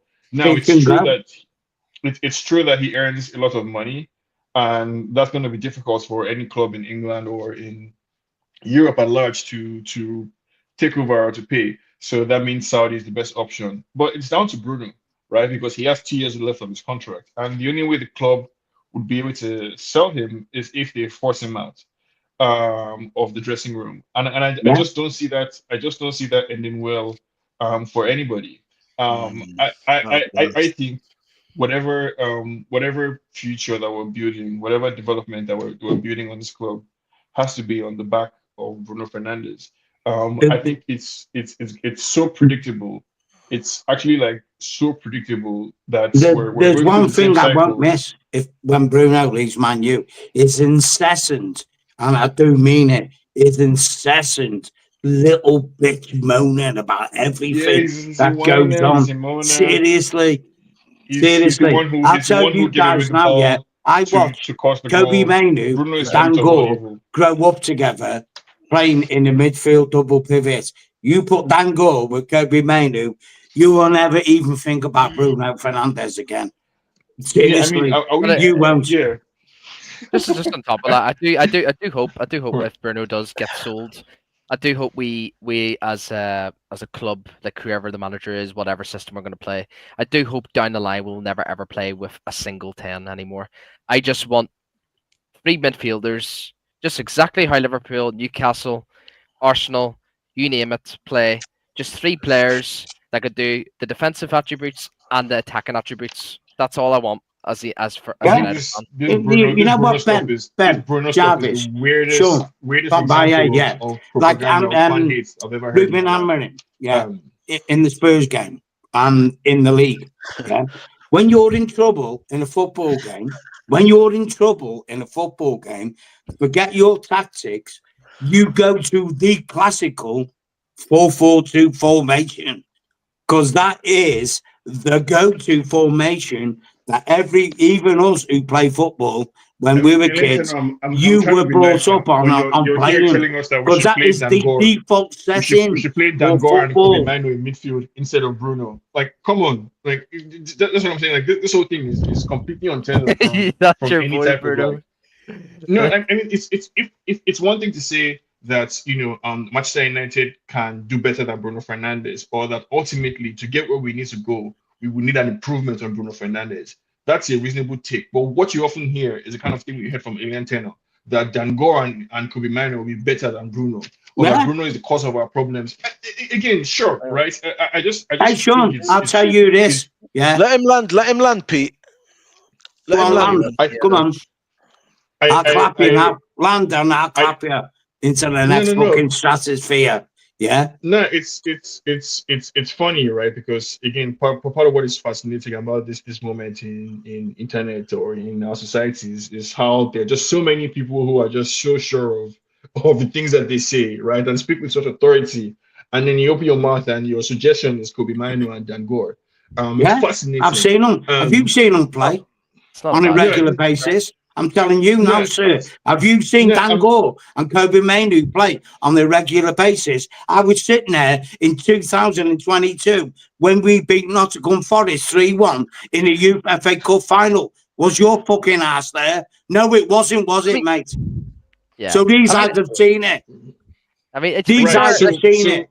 So I look forward to seeing you actually take expert football knowledge and doing something with it and coaching a team and winning the Premier League, right? Okay, then. I don't doubt that. I'll tell you this then. I'll tell you this then, yeah. Brighton, Casado, £5 million. Got offered to Man United. We didn't buy him. Got sold to Chelsea for over £100 million. Shit, man, I don't know shit about football, do I, Sean? You know what I'm saying, mate? I don't know. I mean, but the Caicedo story could have gone. Yeah, and I'll tell you another thing and all. Who scored more goals in the Premiership? If Chelsea did get rid of Rasmus Højlund. Oh shit, could it be fucking Danny Welbeck? Right now. The thing is, this conversation is starting to bore me. I don't know, Jarvis. Yeah. No, I do see his point. Like balance-wise, Mainu and Dangor is a much balanced midfield than Bruno and Dangor, Bruno and Mainu. Like it's really is realistic. It is. But the thing is, like back in the day when Matic and even Fred were around and Bruno was in the midfield too. I remember when the City game at the Etihad were. I love it, Sean. Anyway. City put 6 past us. City put 6 past us, and we put 3. It was the game where Anthony scored an absolute cracker goal, and everyone was getting on to Matic and Fred because we were losing the midfield battle, and I was even getting on to that as well because back in the day, Bruno, like I still was a fan of Bruno, but wasn't as obviously hyped as everyone else really was.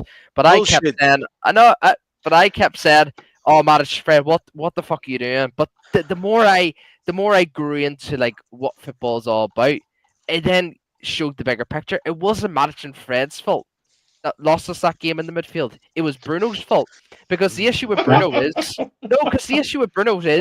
all roads lead to your conclusion. No. But it's go and watch it, Sean. Please do watch it. I do advise the chat to watch it too. When City were playing that 3-2-4 or 3-2-5-1 formation, whatever it was, they obviously liked having they always liked having the wing back, so the fullbacks invert. So like it basically weakened our midfield. And the thing is with Ten Hag liked having Bruno, Højlund, Anthony, Rashford like pressing so high up the pitch, leaving Matic and Fred, behind. Yeah. And obviously which led to like our midfield just being completely open. I like I'm being serious, if you go watch the whole game, Bruno, I don't even think Bruno even like he did track back, but he didn't do it enough. And he literally Matic and Fred, honestly, bless them, like they were absolutely getting torn apart from that Man City midfield and as well as the fullbacks. That's the only issue. If Bruno Fernandes can if Bruno Fernandes can just work on that simple drill and just don't go up the pitch, just go up in the line, just like the defense. Yeah. You hold the line for an offside. Just stay in line with the midfield, just like what Newcastle do and Arsenal do. That's why I love Newcastle and Arsenal, how they play football.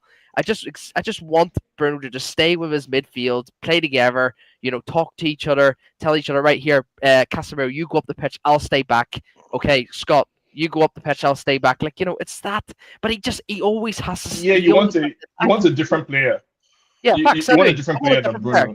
Yeah. That's what I want. Yeah.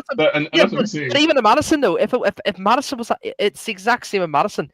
Maddison's a similar profile to Bruno. I don't want Maddison at United. I wouldn't take him because he does the exact same as Bruno. He doesn't play as a midfield player. He doesn't play as a midfield player. He's a forward. He's not half as talented, half as productive, half as efficient as Bruno Fernandes in what he does. So it's not what, guys? Just the end as well, Pete. Just sorry to cut you off. Sorry. You brought it up with 4-4-2 formation. We should go back. I generally think if we brought back the 4-4-2 formation, I actually think we would absolutely just get. I think it would actually be worse than the 3-4-3 formation. And what then? Everyone else is just no one else has thought of this, and everyone is just like no one else has thought to go to the 4-4-2. They're just if only they can. Back in the day. Do you think it's possible that the game, that football in general, has evolved to a level where all the formations across the board in England, in Italy, in Spain, football is evolving, and as the game evolves, some formations go out of fashion.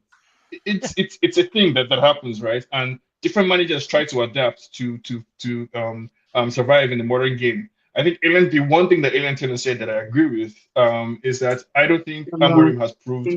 I think for me as well, the jury is out on Amorim. As far as I'm concerned, it's not proven that his system actually works in England.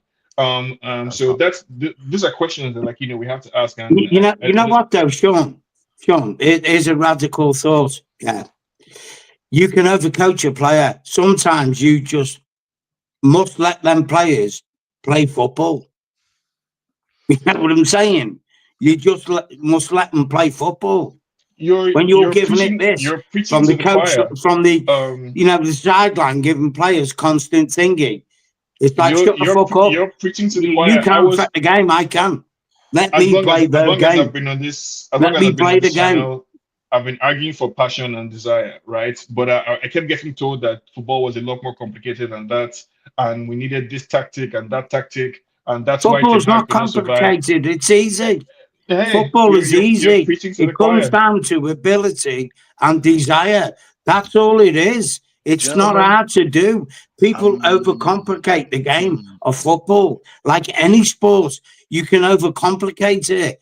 All you got to do is go out there, believe in yourself, and go play your game. That's it. It's not rocket science to do that. It's not. It's Jarvis's own team. But I've shown everyone that what you can do on limited resources can take you a long way. Yeah, gentlemen, I am going to wish you good night. I need to jump off. So, big up Bombay. Big up everyone in the chat. Big up yourselves. Good night. Bless you. Good night. Yeah, I just want to wrap up this Bruno debate, and I want to say when Real Madrid got an offer for 100 million for Ronaldo after winning 4 Champions Leagues to Juventus, they sold him. So I think it's the element of the timing of it all, and because of the timing, Bruno's age, and where the state we are in as a club at the moment, we need money. We don't have any European football next season. We don't need a big squad. We can. It's almost like we don't need to replace Bruno even this summer because we are at a building stage. So we can be patient and wait if the right player shows up, and we can just bear with what we have at the moment. We can play Cunha instead. We have already in a way replaced Bruno in the 10. So. I would definitely sell him if it was up to me, and I think the club will make that decision. Yeah. If it's up to them, I think they will try to sell him. So I think it comes down to Bruno. It's logical, Jarvis, isn't it, to sell him? It's logical, isn't it? Seriously, it is. Come on. Yeah. It's logical. You know what I mean? It is. How can you not take £100 million for a 30-year-old player? Seriously. Yes. You're going to be... You know what? I won't support Man United ever again if they don't take the £100 million for Bruno. I'm being serious. It's like, okay, I'm done with it. Seriously. If you cannot see the value in that deal, I don't know. Seriously, I don't know. Yeah. Well, but you've got to be fucking brain dead it's not to take it. It's tough to say that when Jim. It's like saying to Ben, he's fucking Welsh. 200 new staff members. They sacked who was it? The Gladys in the cantina, and they spent 500,000 for private jets for vanity trips. So it's hard to sit here and watch. Well, you know what, Jarvis, Ben, make the right decisions. Sean, yeah, I was at. Obviously my journey's ended. Going to watch Man United. It ended on the 16th of Jan, which was my actual birthday, and we flukily beat Southampton 3-1. Ahmad Diallo scored an hat-trick. Yeah, that season, this season, I've seen people who were supposed to be in certain parts of Old Trafford where they can have their meals and that, eating them in the toilets. In the restrooms or whatever you call them, yeah. And that's when I seen that, I thought, I'm done with this shit. Like, seriously, you're treating people, your employees, like dog shit on your feet. Seriously, they do. And I said to you, Jarvis, on that video I sent you, Sir Jim has actually took us back even more than the Glazers with his arcane, archaic decisions. What he's doing with people. Mm. He's a broke back fucking billionaire. Seriously, he's a broke, and all he wants at Man United is to build a new stadium. He wants the English government to fund a new stadium being built at Man United so we can get the fracking rights that's under Old Trafford now. That's all that geezer wants. That's all he's here for. That's it. Mm. Oh man. He's not going to take us We'll see, anywhere. we'll see. This guy will not take us anywhere. Well, that's just my opinion. Yep. Big up, Pete. Like I say, believe your eyes. Yeah. People just can wanna- talk whatever you want to talk. But when your eyes see what's going on, that's the acid test right there. I want to bring this up before the last topic of the night. I want to get your thoughts on this. Alejandro Garnacho is unhappy with his role since Ruben Amorim's arrival. He's not happy playing wing back or a number 10. And he's very unhappy with his limited playing time in the finals. So he expects Premier League and Saudi Arabian clubs to be interested. So, guys, what's your thought? Should we just sell Garnacho right away? Yes. I mean, the thing is, right, I'll go first, yeah. Sorry, guys, I'll go first, yeah. If you've got a player who's unhappy at the club, then whatever, his talent level, and he is a talented player, Garnacho, he's still got a lot to learn because he's a young buck. He's got talent, of course he has. But if he doesn't really want to be here, then the only outcome is to sell him. Seriously, that's my take. Next. Yeah. Ben?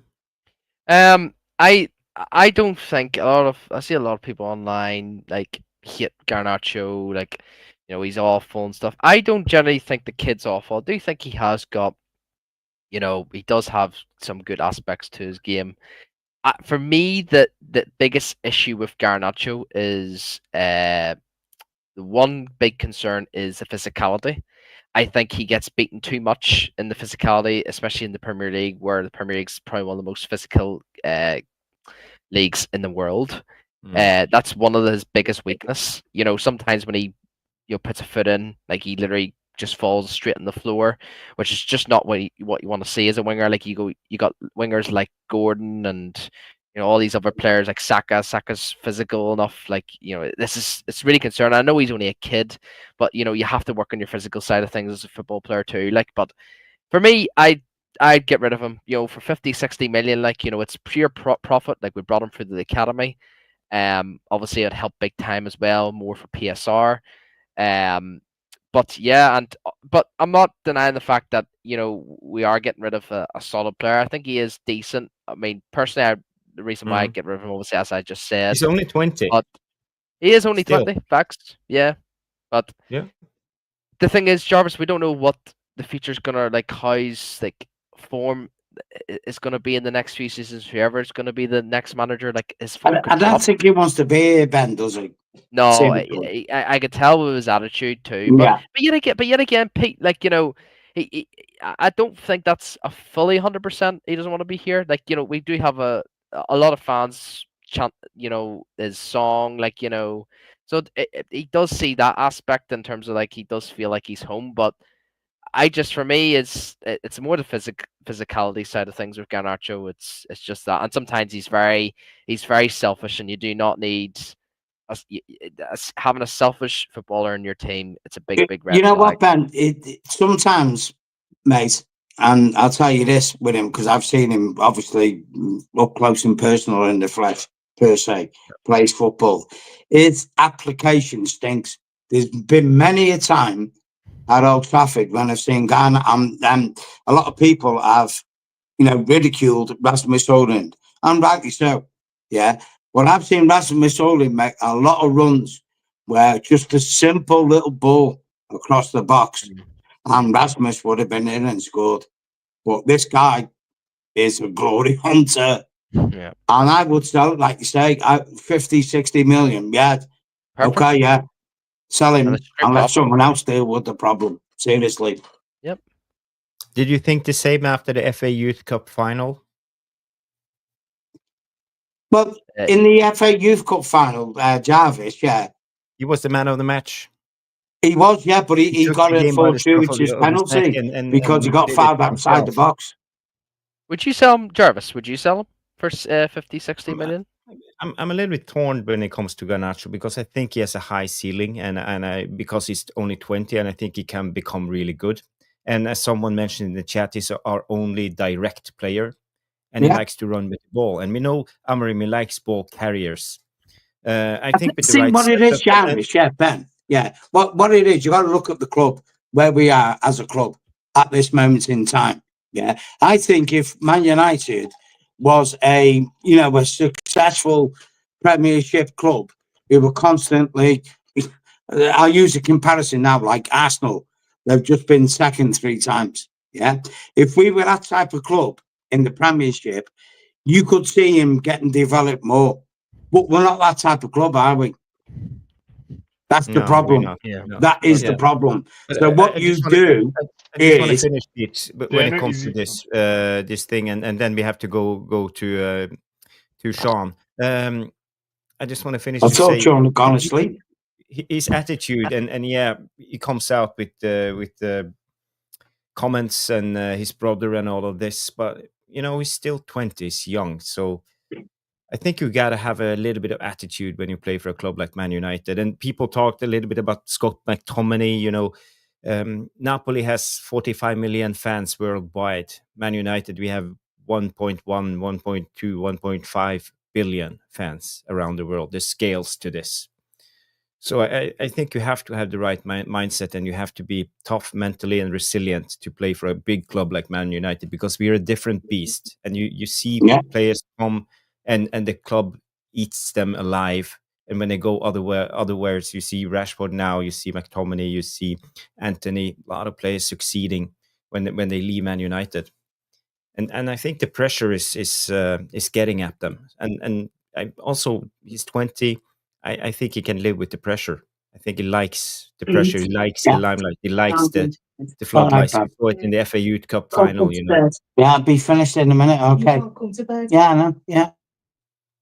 Okay, Pete, you have to go to bed. We will finish in 5 minutes.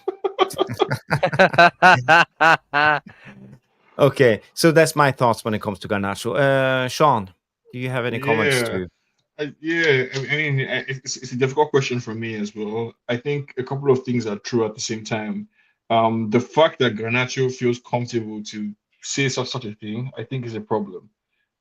For the club, it says something very bad about the state of the dressing room, the dynamic between the players, the dynamic between the players and the manager. I think it's a very, very bad, very concerning sign. The fact that Garnacho feels that he can say that. But I think also at the same time, that's a bet that United fans have laid for him, right? Because in the past, many people accommodated similar kind of disrespect from Sancho when he was a manager that they didn't like.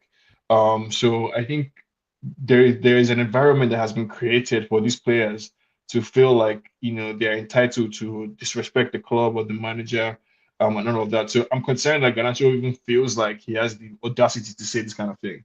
But at the same time, I think there's a real question to be asked about the merits of his claim. Like, was it right? Did it make sense for him to be benched in the final? Is it true what he's saying that he played pretty much every game leading up to the final, and for the final the manager dropped him, I don't know, to prove a point or to play his favorites? So there's a legitimate question to ask, and if you consider the fact that Garnacho has a high ceiling, as I think both Jarvis and Ben have agreed that Garnacho does have a lot of potential. I think the club has to ask themselves a question: is it worth getting rid of this potential to back this manager that we're not sure if he's going to be here in 2 years? Because Garnacho could simply say the reason why I'm having a hard time is because this manager is trying to get me to play a formation I don't understand, and the formation is not working. And the reason why you can see the formation is not working is because we keep losing games. So if anyone was trying to wonder which players spoke to Chris Wheeler at ESPN, the latest report that we saw, Chris Wheeler saying that the players are complaining that Amorim is too confident in the system. Garnacho was probably one of the sources for that article. Because I'm sure Garnacho was one. I'm almost pretty sure Kobe Mino was one as well. Basically, every player at United who is looking around themselves and saying, why is this manager so confident?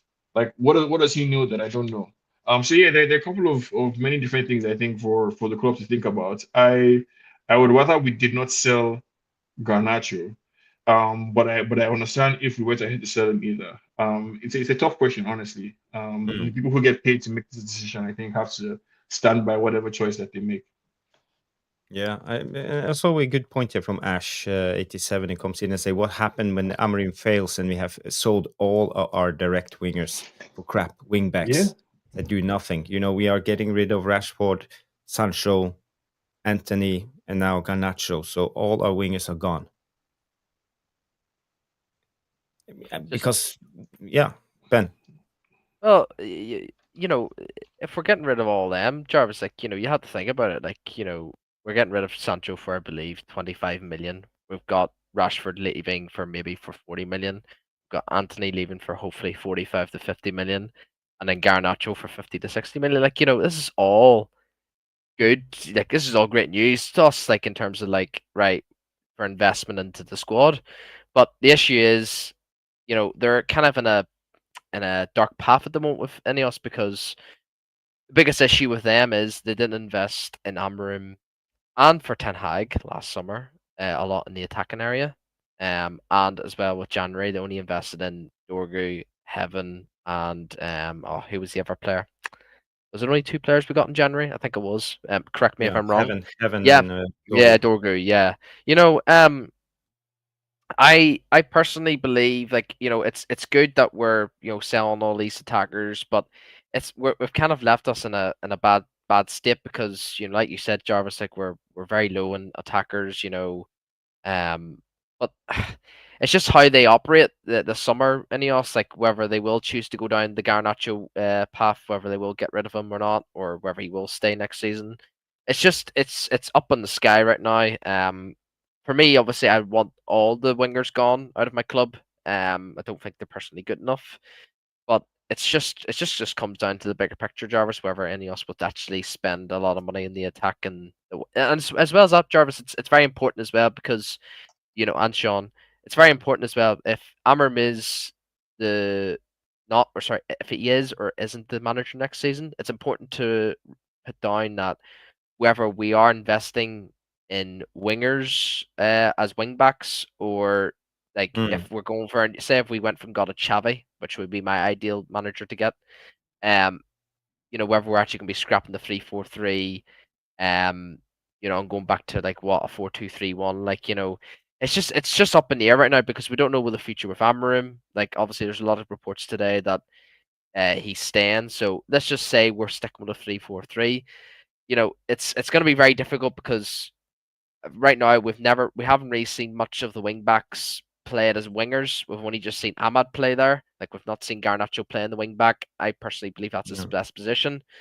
But it's just up in the air, Jarvis. I can't really comment on all these attackers Ben leaving, and Sean, I have a question for you guys, because we know Wilcox is one of the guys responsible for the transfers, and we have one guy that we will link to, especially is Wilcox's guy, Southampton right winger Tyler Dibbling, and when you look at Garnacho's stats this season, I think he has 10 goals and 11 assists so far, and we want to sell him so we can raise money, so we will probably buy a guy like Tyler Dibbling, and his stats this season is, I don't know if you guys know his stats. I think it's He's 1 goal and 2 assists during the whole season, and he's like the guy we all want. So for me, I don't think we fully understand the situation we are in, and if we sell Bruno and sell Garnacho, who will actually assist and score goals in this team next season? Are we looking at relegation? But we just went through a whole arguments with people trying to convince us that Bruno Fernandes is really the problem. So if you let some people tell it, right? Yeah, if we sell Garnacho and Bruno, we can solve the problem basically because they are the problems with United. I take it that you don't agree with that. I don't agree with that either. And I guess to be fair to Ben, his position is not that it's not exactly the way I framed it. But yeah, I think Tyler Giblin is an average mediocre Premier League player. He's not any better than Garnacho. I think a lot of people disrespect or take it for granted the stats that Garnacho has put up. And everybody expects every young player to be Lamine Yamal or to be Bukayo Saka. And for me, it has always been we're asking too much of Garnacho. He's doing very well for his age. And it's a tough question, honestly, for the Glazers and for Ineos. I'm sorry, for Ineos most especially, because I can see a situation where they just tell Amorim that, hey, Mr. Amorim, we're backing you, but you have to find a way to get along with Garnacho. That's something they could tell him to just sort it out. I don't care. Sort it out. We're not selling him. We're not sacking you. You guys should figure it out. Yeah, and Yeah, the thing is as well, I'd like to comment as well. We have been. It's not like we haven't been linked to wingers in the summer. Like we've been linked to obviously Mbuemo, Cherky. Obviously the thing is as well with Cunha. If we do play we revert back to the 4 at the back instead of 3 at the back. Cunha can play in that left wing role. I have seen him play at that left wing role before, for Wolverhampton. So like we are linked to players that obviously are wingers, but can also play in the 10 role for Amorim's system. And as well as that, for a striker, if Ineos were a serious club, you would go and get a Delap, Mbuemo, Cunha, Cherky, Osimhen. You go and get these players, and it bet how we get there is what I've said in previous shows is, you got to sell the likes of Bruno Fernandes. You got to sell the likes of Rashford, Sancho, Anthony, Garnacho. These are 5 players I've just named that are leaving, and I've just replaced you with 5 players that are attackers, like proper attackers that I would take in a heartbeat. It can be resolved, but you got to do it right, and you can't. One thing as well, and Patrice Evra always says this: you can't. Man United can't just rush and say, okay, we have to get a Delap, we're just going to be a competition with Chelsea, I'll fire 40, 50 million onto that. You have to play it smart. And I do believe that Ineos will play it smart because they have done decent deals. And even though I hate Ineos, they have done decent deals with the likes of Mazraoui and De Ligt from Bayern Munich. That they all came at one time. But it's just like there is a situation that it can be resolved with the attacking situation.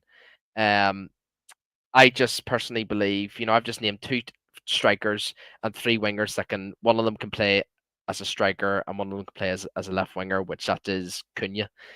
So it can all be resolved, but it's just all down to Ineos and the Glazers, Jarvis, as I said. But I don't know what any of you guys think. No, yeah. It's a long debate when it comes to it. We have a full summer of discussing signings. I just wanted to air it with you guys and the chat. The therapy army about Garnacho. Personally, I'm a little bit on the fence. But if the right offer comes in and we can replace him, probably I would say yes. I would say yes because I'm at that stage now that I would actually sell all the players. The only place I would keep is Kobe Mainu, Lenny Yoro, and Ahmad. Rest of them, I don't care. Sell them. Sell them all. Yeah.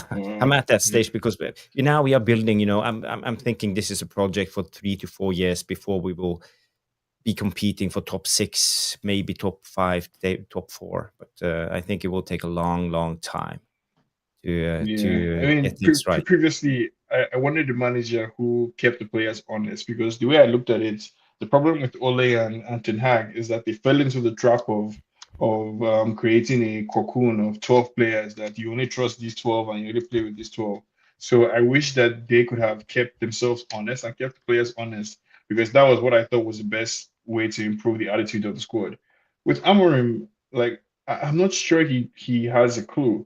right? My concern is that we actually have a Villas-Boas on our hand, right? Like came from the Portuguese league, Yeah. successful at Porto, but just could not hack it at the Premier League. Like just couldn't do anything. So like I'm worried that like that's what we have with Amorim, and if we get rid of what I think are talented players, because I'm going back to how I felt in the summer.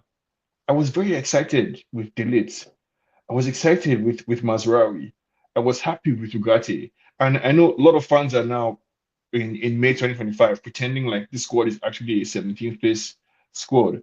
But the way I felt in the summer, it looked like we had addressed some critical issues. We brought in another striker to help Højlund.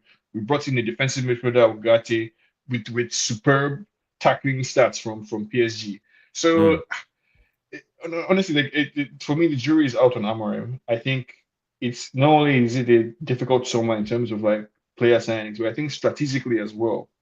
Strategically, the club isn't sure what direction it wants to go, and the decisions that it makes this summer would affect like the next 2, 3, 4, more than two, like the next 3 to 5 years. This summer would impact that decision. So, hey, honestly, let's see how it goes. But Yeah. a long summer ahead of us. It's been a good debate, guys. We have been doing 2 hours now, so I think it's time to wrap up the show. Thank you, everybody, for tuning in.